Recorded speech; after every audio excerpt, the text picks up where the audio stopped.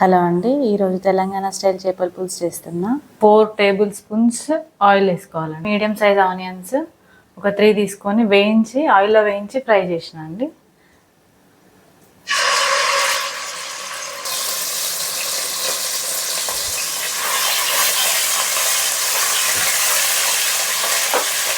మనం ఆల్రెడీ వేయించి ఫ్రై చేసుకున్నాం, వేయించి తీసుకున్నాం కాబట్టి ఆనియన్ పేస్ట్ని మరి ఇది ఫైన్ పేస్ట్ చేయొద్దండి, కొంచెం లైట్గా బరక ఉండేటట్టే చేసుకోవాలి. మనకి ఇది ఎక్కువ వేయాల్సిన అవసరం లేదు. ఇంకా 2 టేబుల్ స్పూన్స్ అల్లం వెల్లుల్లి, ఒక 1/2 టీ స్పూన్ పసుపు,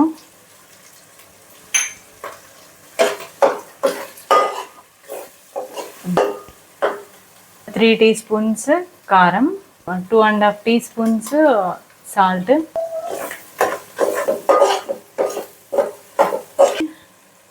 హాఫ్ టీ స్పూన్ జీలకర్ర పౌడర్, 1/2 టీ స్పూన్. చేప ముక్కలు ఇవి 1 కేజీ ఉన్నాయండి కరెక్ట్గా వెయిట్. వీటిని ఇందులో వేసేసుకోవాలి. వీటిని మెల్లిగా ఒకసారి కలిపొచ్చండి, ప్రాబ్లం ఏం లేదు, ఏం విరగవు. ఒక 2 మినిట్స్ కొంచెం వేగినాక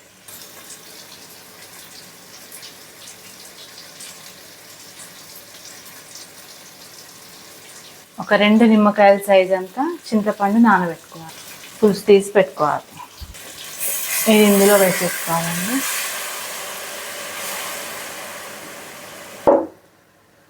ఒక 10 నిమిషాలు మరగాలండి. మీకు కావాలంటే ఇంకొంచెం వాటర్ వేసి లూజ్ చేసుకోవచ్చు, లేదంటే థిక్గా కావాలన్నా అట్లనే ఉంచుకోండి. ఒక 750 ml అట్లా పులుసు తీసి వేసిన నేను.